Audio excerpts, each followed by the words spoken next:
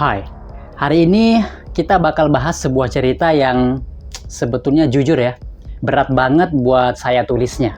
Seorang bocah umur 14 tahun harus duduk di kursi listrik yang kegedean buat badannya. Dia bahkan harus duduk di atas buku biar kepalanya nyampe ke elektroda. Namanya George Stanley Jr. Dia adalah orang termuda yang pernah dieksekusi mati di Amerika pada abad ke-20. Dan plot twist yang paling pahitnya guys, 70 tahun kemudian pengadilan bilang ternyata dia nggak bersalah. Bagaimana bisa? Yuk kita bedah bareng-bareng bersama Black Corner, stabilkan posisi kalian.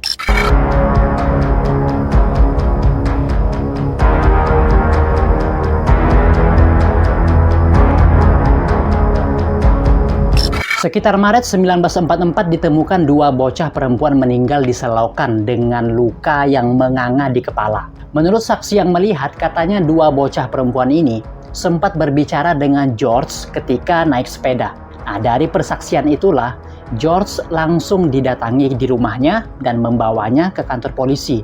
Bahkan tanpa surat perintah resmi, dan yang lebih parahnya lagi, kedua orang tua George tidak diizinkan untuk ikut dan menemuinya lagi. Sejak saat itu, George tidak akan pernah kembali lagi ke rumahnya. Kita mundur ke Maret 1944 di kota kecil bernama Alcolu, South Carolina, Amerika. Nah, waktu itu dunia lagi dilanda rasisme yang kental banget. Nah, tepat tanggal 23 Maret, dua anak perempuan kulit putih, Betty Jane dan Mary Emma, lagi naik sepeda nyari bunga. Mereka nanya ke George dan adiknya di mana bisa nemu bunga tertentu. Nah, itu interaksi terakhir mereka. Nah, besoknya, kedua anak perempuan itu ditemukan meninggal di selokan dengan luka yang parah di kepala. Disinilah mimpi buruk George dimulai. Polisi langsung datang ke rumah George, nangkap dia tanpa surat perintah dan gak bolehin orang tuanya nemuin dia. Bayangin perasaan orang tuanya guys. Anak sekecil itu dibawa pergi dan gak pernah balik lagi.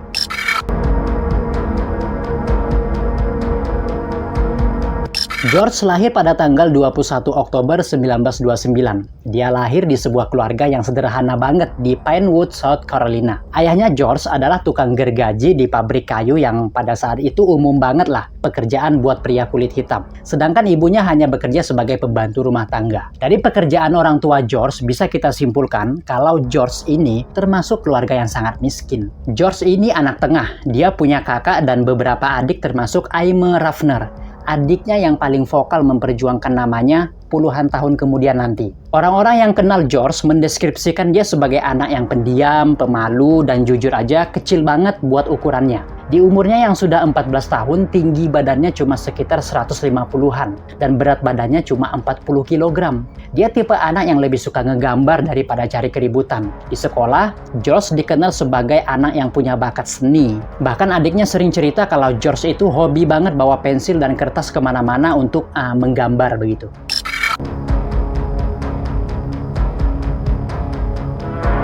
Oke, sekarang kita masuk ke inti ceritanya. Nah, kita harus paham dulu nih, vibe tempat kejadiannya yaitu Alcolu, South Carolina. Di tempat ini, tahun 1940-an, rasisme sangatlah kental. Saking kentalnya di sana, ada satu rel kereta api yang dijadikan pemisah utara dan selatan. Wilayah utara ini khusus untuk orang-orang berkulit putih. Nah, sedangkan selatan untuk orang-orang kulit hitam. Jadi kalau sewaktu-waktu orang kulit hitam masuk ke wilayah orang kulit putih, siap-siap aja nih. Orang kulit hitam akan dihina, dibully, bahkan dipukul. Dan di wilayah selatan inilah George dan keluarganya tinggal. Nah, kita masuk ke tanggal 23 Maret 1944. Dua anak perempuan, Betty June Banneker yang umur 11 tahun dan Mary Emma Thames yang umurnya 7 tahun, izin ke orang tua mereka buat main sepeda. Tujuan mereka tuh cuma mau nyari bunga liar bernama My Pops. Nah, kalian cari sendiri aja ya, bunga My Pops itu seperti apa. Nah, lalu mereka berdua ini berangkat pakai sepeda. Entah gimana ceritanya, kedua anak ini melewati batas rel kereta api dan masuk ke wilayah pemukiman kulit hitam.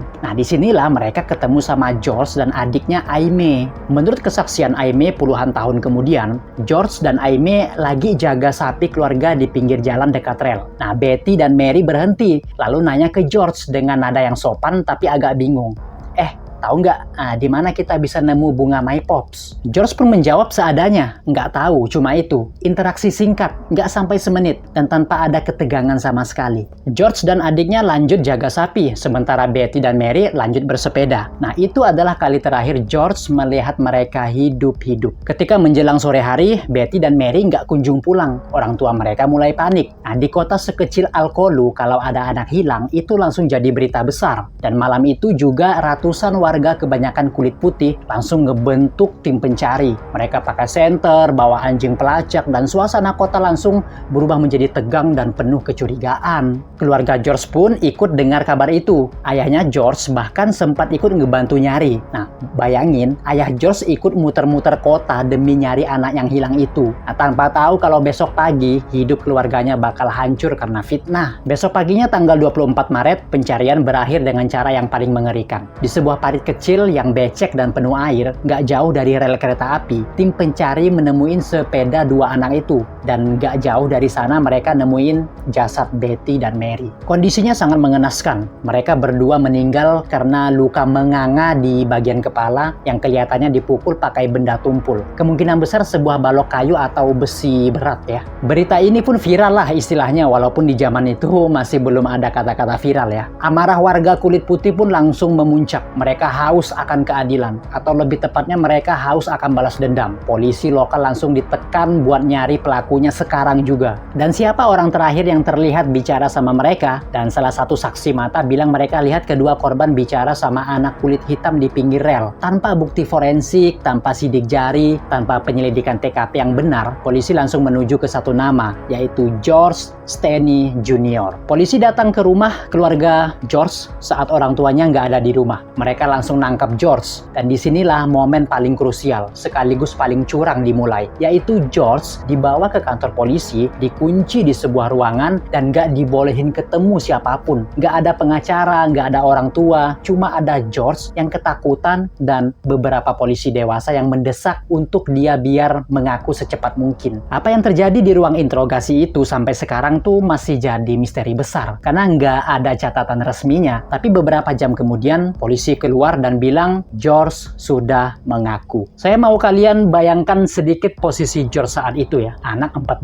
tahun, sendirian, dikelilingi polisi yang mungkin teriak-teriak begitu, atau mengancam tanpa perlindungan hukum sama sekali. Apakah itu benar-benar pengakuan atau sekedar kata-kata yang dipaksakan keluar karena dia pengen pulang? Polisi pun menyatakan kalau kasus George sudah dianggap buktinya kuat dan ada saksi yang melihat. Jadi George pun sudah siap masuk persidangan.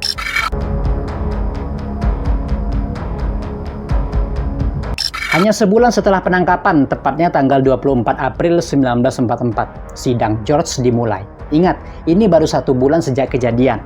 Di zaman sekarang, kasus pembunuhan bisa butuh waktu bertahun-tahun buat naik sidang karena pengumpulan bukti. Tapi buat George, sistem seolah-olah pengen dia cepat-cepat selesai. Di luar sidang, di luar gedung, massa sudah ramai berkumpul, atmosfernya panas dan penuh kebencian. Di dalam ruangan ada sekitar 1.000 orang yang hadir. Dan tahu nggak fakta yang paling gila? Dari 1.000 orang itu, nggak ada satupun orang kulit hitam yang diizinkan masuk, termasuk orang tua George. George sendirian di sana, dikelilingi oleh wajah-wajah yang memandangnya seolah-olah dia adalah seorang monster, padahal dia cuma anak kecil yang sedang ketakutan. Lalu siapa yang membela George? Nah, pengadilan menunjuk seorang pengacara bernama Charles Plowden. Nah, kalau kalian pikir dia bakal berjuang mati-matian seperti pengacara pada umumnya, kalian udah salah besar guys. Plowden ini sebenarnya punya aspirasi politik. Dia nggak mau merusak reputasinya dengan membela anak kulit hitam secara serius di depan warga kulit putih. Tahu nggak apa yang Charles Plowden lakukan selama sidang? Dia tidak memanggil satupun saksi untuk meringankan George. Dia tidak melakukan silang tanya atau istilah hukum itu cross examination yang tajam ke saksi polisi. Bahkan dia nggak menghadiri alibi George, yaitu adiknya sendiri Aimee, yang sebenarnya bisa bersaksi kalau George ada bersamanya saat kejadian. Sidang ini cuma berlangsung selama 3 jam. Ya, kalian nggak salah dengar guys. Cuma 3 jam untuk memutuskan apakah seorang anak manusia layak hidup atau mati. Jaksa penuntut cuma punya 1 kartu as, pengakuan George yang diklaim polisi. Nggak ada bukti fisik, nggak ada sidik jari George di balok besi. Bahkan hasil otopsi korban sebenarnya meragukan kalau pelakunya adalah anak sekecil George. Tapi di ruang sidang, yang semuanya, saya ulangi ya, semuanya orang kulit putih, logika itu nggak masuk akal. Setelah 3 jam sandiwara itu selesai, hakim masuk ke ruang sidang. Kalian tebak berapa lama mereka butuh waktu buat mutusin nasib George? 10 menit. Ya, cuma 10 menit. Mereka keluar dan membacakan vonis bersalah dan rekomendasinya hukuman mati di kursi listrik. Pas hakim membacakan vonis hukuman mati lewat kursi listrik, George cuma bisa diam. Dia mungkin bahkan nggak paham ya sepenuhnya apa yang bakal terjadi sama dia ke depannya. Dan yang lebih menyakitkan lagi, pengacaranya Charles Plowden memilih untuk tidak mengajukan banding. Dia bilang keluarga George nggak mampu punya uang buat bayar biaya banding. Padahal secara moral, itu adalah tugas terakhir dia sebagai pengacara. Dalam sekejap, George resmi menjadi orang termuda di Amerika yang dijatuhi hukuman mati. Dan di titik ini, kita bisa lihat kalau hukum bukan lagi soal siapa yang salah, tapi soal siapa yang berkuasa. Tentang keluarga George selanjutnya, mereka bahkan nggak bisa meluk George buat terakhir kalinya. Setelah vonis itu, mereka terpaksa melarikan diri dari kota Alcolu karena ada ancaman kalau rumah mereka bakal dibakar habis oleh massa yang marah. George benar-benar ditinggalkan sendirian di dalam sel, menunggu hari di mana dia bakal duduk di kursi listrik yang ukurannya bahkan nggak cocok buat badannya.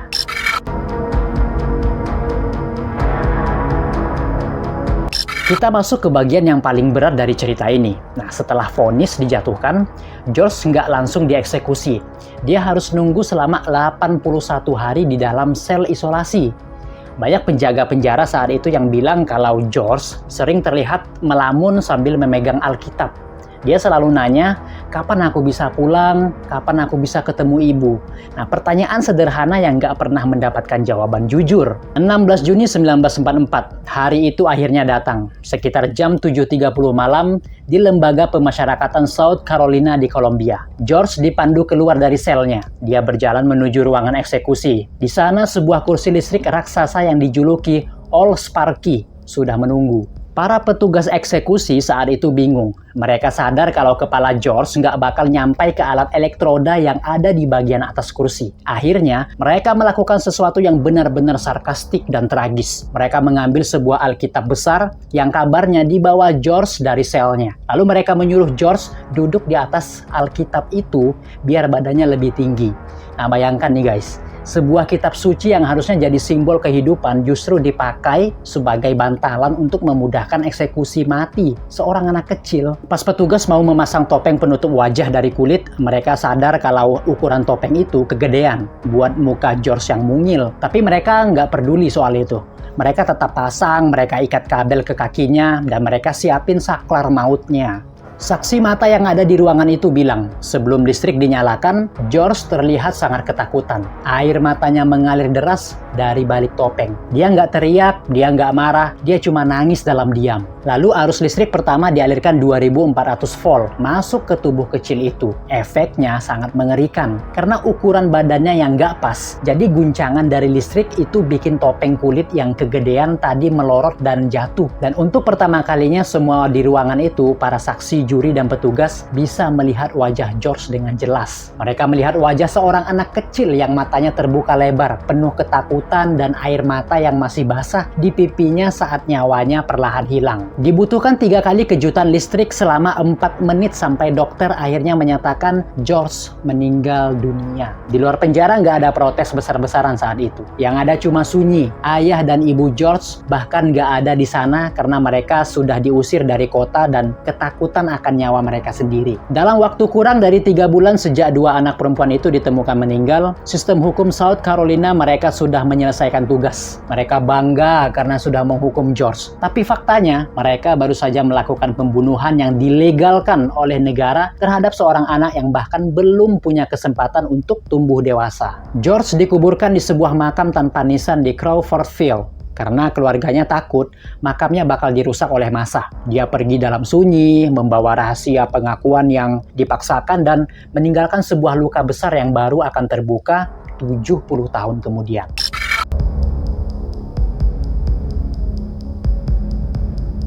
Setelah saklar listrik itu dimatikan dan tubuh kecil George dinyatakan tak bernyawa, kalian mungkin mikir, oke, kotanya pasti tenang sekarang karena pelakunya sudah dihukum. Tapi kenyataannya, Al-Qolu justru makin mencekam, terutama buat warga kulit hitam di sana. Nah, keluarga George, ayahnya, ibunya, saudara-saudaranya, bahkan nggak punya kesempatan buat berduka dengan layak. Dan tahu nggak kalian apa yang terjadi sama mereka? Nah, keluarga George diusir. Ayahnya George langsung dipecat dari pabrik kayu tempat dia bekerja yang sudah bekerja selama bertahun-tahun. Rumah mereka yang merupakan fasilitas pabrik harus dikosongkan saat itu juga. Bayangkan, mereka baru saja kehilangan anak laki-laki mereka di kursi listrik. Dan di hari yang sama, mereka kehilangan tempat tinggal dan mata pencaharian. Orang-orang kulit putih yang masih marah mengancam bakal membakar siapapun yang masih membela atau berhubungan dengan keluarga George. Keluarga George terpaksa melarikan diri dari Al-Qolu dengan membawa barang seadanya. Mereka pergi ke kota Pinewood, lalu ke Baltimore, hidup dalam persembunyian, dan mengganti identitas mereka karena takut akan pengejaran massa. Pemakaman George dilakukan secara sangat rahasia dan tentunya tidak dihadiri oleh keluarganya. Makamnya bahkan nggak diberi nisan selama puluhan tahun. Kenapa? Karena keluarganya takut kalau lokasi makamnya ketahuan. Massa bakal datang dan merusak jenazah George. Dan George seolah-olah dihapus dari muka bumi oleh sistem yang membencinya. Tapi yang paling menyayat hati adalah apa yang terjadi pada adik George, Aimee. Selama puluhan tahun, Aimee hidup dengan beban mental yang berat. Dia ada di sana saat George bicara sama dua korban itu. Dia tahu George nggak pergi kemana-mana setelah itu. Tapi sebagai anak kecil di tahun 1944, suaranya nggak dianggap. Dia harus hidup bertahun-tahun melihat foto kakaknya di koran dengan label tersangka. Di sisi lain, orang-orang yang tinggal di kota Al-Qolu perlahan-lahan mulai melupakan kasus ini secara publik. Tapi luka itu tetap ada di bawah permukaan. Ada sebuah rahasia umum yang sebetulnya mulai berbisik-bisik di warung kopi atau di sudut pabrik kayu. Orang-orang mulai bertanya, benarkah George ini pelakunya?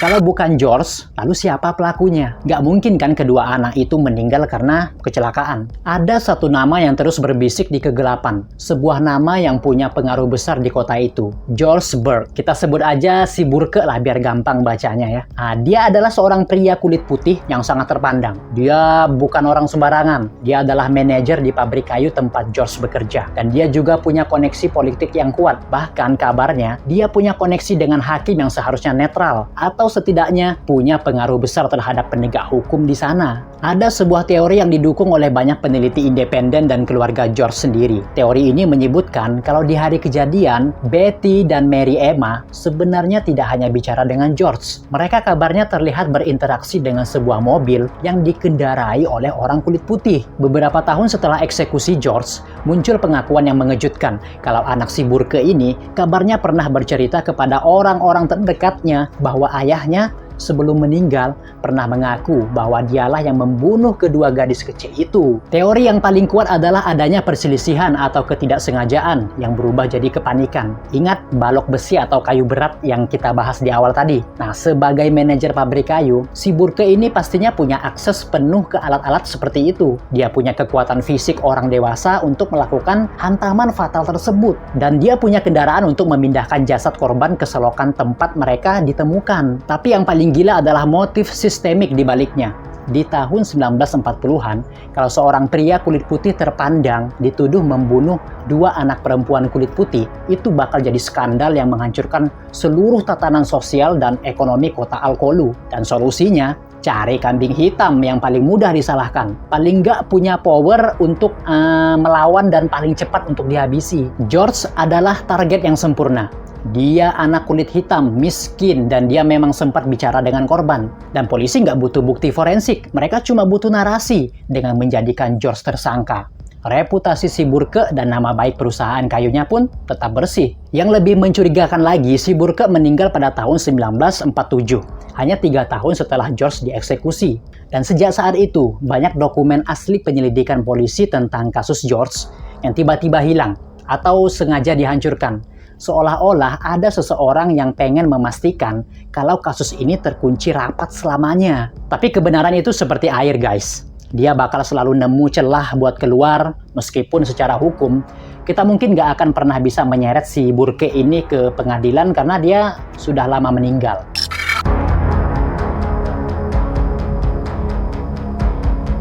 Selama 70 tahun, dunia cuma dengar cerita dari sisi polisi dan jaksa. Tapi ada satu orang yang memendam kebenaran itu di dalam hatinya selama 7 dekade atau 70 tahun. Dia adalah Aimee Steny Rafner, adik perempuan George yang saat kejadian itu baru berumur sekitar 8 tahun. Selama puluhan tahun Aimee hidup dalam ketakutan. Tapi di tahun 2014 di usia senjanya, dia memutuskan kalau dia nggak boleh mati sebelum dunia tahu apa yang sebenarnya dia lihat. Kesaksian Aimee ini membongkar satu fakta besar yang sengaja dihilangkan di tahun 1944, yaitu alibi. Dalam hukum, alibi itu sangat penting. Kalau terdakwa terbukti ada di tempat lain saat kejadian, maka dia nggak bisa disalahkan. Tapi di tahun 1944, pengacara George bahkan nggak repot-repot memanggil Aimee ke persidangan. Mereka menganggap kesaksian seorang anak kecil kulit hitam nggak ada harganya dibandingkan pengakuan yang diklaim oleh polisi kulit putih. Dan di tahun 2014, Aimee bukan cuma membela kakaknya, dia juga membela harga diri keluarganya. Dia bilang, "Saya ingin orang-orang tahu bahwa George bukanlah monster yang selama ini digambarkan." Mulailah Aimee ini melakukan pencarian data dan bukti-bukti yang tersisa dari kasus George. Nah, dirasa sudah cukup berkasnya, Aimee mulai mengajukan sidang ulang kepada institusi hukum di akan hasil dan langkah untuk membersihkan nama George pun dimulai. Permintaan Aimee untuk sidang ulang disetujui. Pembelaan Aimee ini menjadi fondasi utama bagi hakim untuk menyatakan bahwa ada ketidakadilan yang luar biasa dalam kasus ini. Sidang pun dimulai pada bulan Juni 2014. Saat itu hakimnya bernama Kerman Mullen. Nah, hadir juga pengacara keluarga George, namanya Matt Burgess. Nah, di persidangan pengacara mengungkapkan profil lengkap dari George. Ya, mulai dari umurnya, kondisi fisik, berat tubuhnya, dan saat kejadian George berada di mana. Salah satu momen paling ikonik di awal sidang ini adalah ketika tim pengacara George membawa sebuah kursi kayu ke tengah ruangan. Mereka ingin menunjukkan secara visual betapa kecilnya George saat itu. Mereka ingin mengingatkan semua orang bahwa yang sedang kita bicarakan adalah seorang anak kecil, bukan penjahat kelas kakap. Di hari pertama persidangan, ada ahli sejarah yang membawa dokumen-dokumen asli tahun 1944 yang sudah menguning. Mereka menunjukkan betapa kosongnya berkas perkara George. Bayangin, kasus pembunuhan ganda, pembunuhan 2 orang, tapi berkasnya sangat tipis dan nggak ada rekaman interogasi, nggak ada transkrip pengakuan yang ditandatangani, cuma ada catatan polisi yang bilang George sudah mengaku. Lalu ada momen yang bikin semua orang di ruangan itu menahan nafas. Tim pembela menghadirkan mantan teman sel George. Meskipun bukan saksi mata kejadian, dia bercerita tentang betapa hancurnya mental George di dalam penjara. George nggak terlihat seperti pembunuh yang merasa bersalah, tapi seperti anak yang sedang menunggu jemputan ibunya yang nggak kunjung datang. Tapi bintang utama di awal persidangan ini tetaplah adiknya George, Aimee. Ia duduk di barisan paling depan untuk pertama kalinya dalam 70 tahun. Dia nggak perlu menunduk malu, dia nggak perlu lagi sembunyikan identitasnya. Dia datang ke sana untuk satu tujuan, memberitahu dunia bahwa George bukanlah monster. Tapi keberanian Aimee untuk bicara setelah sekian lama, mungkin George akan tetap dianggap sebagai pembunuh dalam buku sejarah. Aimee adalah pahlawan di balik layar yang membuktikan bahwa kebenaran sekecil apapun suaranya tetap bisa meruntuhkan tembok ketidakadilan yang sudah berdiri selama puluhan tahun. Sidang tahun 2014 ini bukan sekedar proses hukum formalitas. Ini adalah proses pembedahan terhadap rasisme sistemik di masa lalu. Hakim sendiri bilang bahwa tugasnya hari itu bukan untuk menentukan siapa sebenarnya yang membunuh Betty dan Mary, tapi untuk menentukan apakah George mendapatkan proses hukum yang adil. Dan dari jam pertama sidang itu dimulai, jawabannya sudah mulai terlihat sangat jelas, yaitu George sama sekali tidak bersalah. Dan secara resmi, nama George dibersihkan dari semua tuduhan. Mendengar itu, Aimee meneteskan air mata. Penantian selama 70 tahun akhirnya membuahkan hasil. Sebagai info tambahan buat kalian, kasus George ini sampai ada filmnya yang berjudul 83 Days.